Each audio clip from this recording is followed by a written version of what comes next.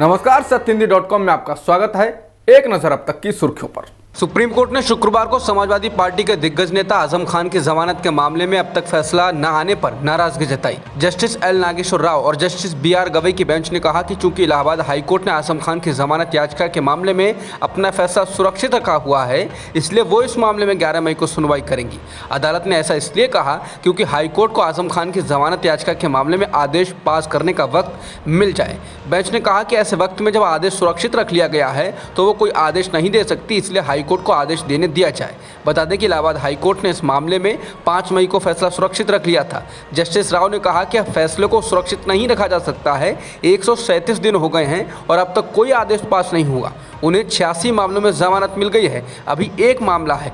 ये न्याय के साथ मजाक है। हम अभी इतना ही कह सकते हैं, अगर ज़रूरत पड़ेगी तो हम कुछ और कहेंगे। जस्टिस राव ने कहा कि हम हाईकोर्ट को 2 दिन का मौका और देते हैं। बीजेपी नेता तेजेंद्र पाल सिंह बग्गा को दिल्ली पुलिस वापस राष्ट्रीय राजधानी दिल्ली में ले आई। हरियाणा पुलिस ने बग्गा को दिल्ली पुलिस को सौंप दिया था। हरियाणा के गृह मंत्री अनिल विज ने कहा था कि बग्गा का अपहरण किया गया है और हरियाणा पुलिस उन्हें दिल्ली पुलिस को ही सौंपेगी। इससे पहले बग्गा को मोहाली लेकर जा रही पंजाब पुलिस को कुरुक्षेत्र में हरियाणा पुलिस ने रोक लिया था, जबकि दिल्ली पुलिस ने कहा था कि पंजाब पुलिस ने उन्हें गिरफ्तारी के बारे में कोई सूचना नहीं दी थी।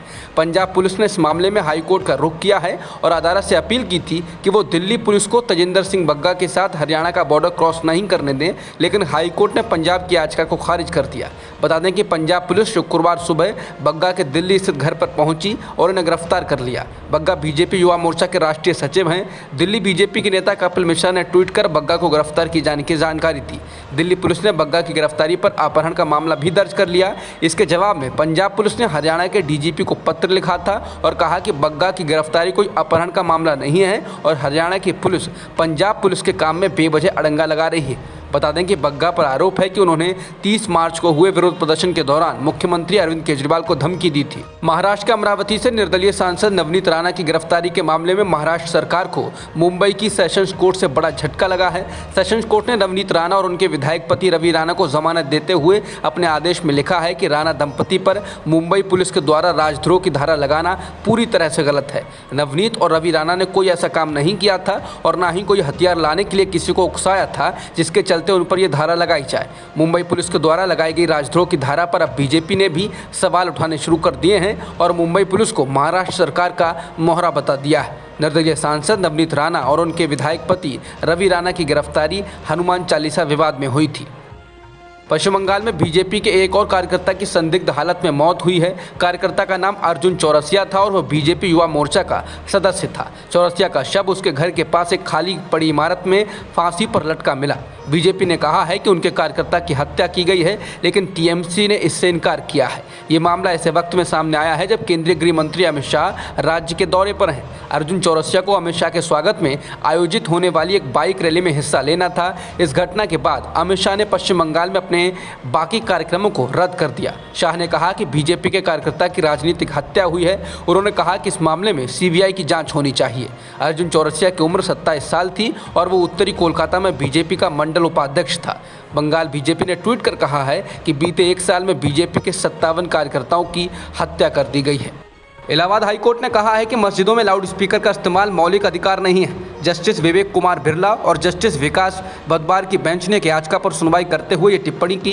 याचिका इरफान नाम के शख्स की ओर से दायर की गई थी। इरफान ने याचिका में कहा था कि उत्तर प्रदेश में बदायूं जिले की बिसौली तहसील के SDM ने बीते साल दिसंबर में धूरनपुर गाँव की नूरी मस्जिद में अजान के वक्त लाउड स्पीकर या माइक के इस्तेमाल की इजाज़त देने से मना कर दिया है और इस संबंध में आदेश भी जारी किया है। इरफान ने अदालत से अपील की थी कि वो प्रशासन को मस्जिद में लाउड स्पीकर या माइक का इस्तेमाल करने का निर्देश दे। पंजाब में बीते 1 हफ्ते में ड्रग्स की ओवरडोज के कारण 10 लोगों की मौत हो चुकी है। इन मौतों के बाद पंजाब की आम आदमी पार्टी की भगवंत मान सरकार सवालों के घेरे में है, क्योंकि 2017 के विधानसभा चुनाव से लेकर 2022 के विधानसभा चुनाव तक आम आदमी पार्टी के मुखिया अरविंद केजरीवाल पंजाब में उनकी पार्टी की सरकार बनने पर नशे को खत्म किए जाने के दावे अपने चुनावी रैलियों में करते रहे। नशे की तस्करी के मामले में पंजाब में तरनतारन जिले के खेमकरण इलाके में पुलिस ने एक ऐसे शख्स को गिरफ्तार किया है जो अपनी सरपंच पत्नी के साथ विधानसभा चुनाव से पहले आम आदमी पार्टी में शामिल हुआ था। इस शख्स का नाम जसवंत सिंह है और उसके खिलाफ NDPS एक्ट के तहत मुकदमा दर्ज किया गया है। जसवंत सिंह की पत्नी कांग्रेस के टिकट पर दशमेश नगर से सरपंच चुनी गई थी, लेकिन बाद में ये दंपति आम आदमी पार्टी में शामिल हो गए थे। श्रोमणी अकाली दल के पूर्व विधायक विरसा सिंह बलटोहा ने जसवंत सिंह की तस्वीरों को सोशल मीडिया पर शेयर किया और पूछा है कि क्या यही वही बदलाव है जिसके लिए लोगों ने वोट दिया था। WHO द्वारा जारी की गई रिपोर्ट में कहा गया है कि भारत में जनवरी 2020 और दिसंबर 2021 के बीच कोरोना से 47 लाख लोगों की मौत हुई। ये भारत सरकार के आधिकारिक आंकड़ों से 9 गुना ज़्यादा है। इसको लेकर अब कांग्रेस नेता राहुल गांधी ने मोदी सरकार को घेरा है। राहुल ने ट्वीट कर कहा है कि कोविड महामारी के कारण 47 लाख भारतीयों की मौत हुई, 4.8 लाख नहीं, जैसा कि मोदी सरकार ने दावा किया है। राहुल ने कहा कि विज्ञान झूठ नहीं बोलता, मोदी करते हैं। उन्होंने कहा कि उन परिवारों का सम्मान करें जिन्होंने अपनों को खोया है। इसके साथ ही राहुल ने पीड़ितों को 4 लाख रुपए मुआवजा देने की भी एक बार फिर से मांग की। WHO द्वारा भारत में कोरोना के कारण मौतों का आंकड़ा 47 लाख बताने के बाद बीजेपी सरकार पर विपक्षी नेता हमलावर हैं। इस बीच बीजेपी ने कांग्रेस नेता राहुल गांधी को कोविड से हुई मौतों पर राजनीति करने का आरोप लगाया। इस बीच बीजेपी ने कांग्रेस नेता राहुल गांधी पर कोविड से हुई मौतों पर राजनीति करने का आरोप लगाते हुए कहा कि विश्व स्वास्थ्य संगठन का डेटा और कांग्रेस का बेटा दोनों ही गलत है। समित पात्रा ने कहा कि कोविड से हुई मौतों का अनुमान WHO ने जिस तरीके से लगाया उसमें कई खामियां हैं और भारत सरकार ने अपनी आपत्ति विश्व स्वास्थ्य संगठन को बता दी थी। उन्होंने कहा कि राहुल गांधी लगातार भारत को नीचा दिखाने की कोशिश कर रहे हैं। समय समय पर उन्होंने प्रधानमंत्री मोदी जी और भाजपा पर आक्रमण करते हुए भारत को नीचा दिखाया है। ये दुखद है। जम्मू कश्मीर में विधानसभा सीटों के पुनर्गठन के लिए आई परिसीमन आयोग की रिपोर्ट को गुपकार गठबंधन व कुछ अन्य दलों ने खारिज कर दिया है। गठबंधन में शामिल राजनीतिक दलों ने इसे अन्यायपूर्ण और असंवैधानिक बताया है, जबकि बीजेपी ने रिपोर्ट का स्वागत किया है। गुपकार गठबंधन के प्रवक्ता मोहम्मद यूसुफ तारिगामी ने कहा है कि परिसीमन आयोग की रिपोर्ट जम्मू कश्मीर पुनर्गठन एक्ट के तहत उन पर थोप दी गई है और इस एक्ट की खुद ही न्यायिक जाँच हो रही है। उन्होंने कहा कि उन लोगों से इस बारे में कभी विचार विमर्श नहीं किया गया और उनकी गैर हाजिरी में लिया गया कोई भी फैसला सही नहीं हो सकता और वे इसे स्वीकार नहीं करेंगे। उन्होंने कहा कि परिसीमन आयोग की ये रिपोर्ट विभाजनकारी है और एक पार्टी विशेष के एजेंडे को पूरा करने वाली है।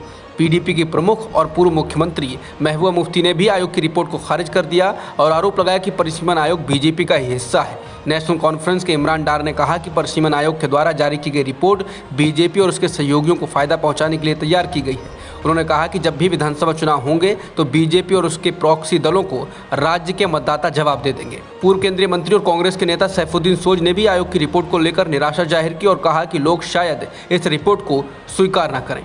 अब तक की खबरों में इतना ही। बाकी खबरों के लिए बने रहिए सत्यहिंदी.com के साथ।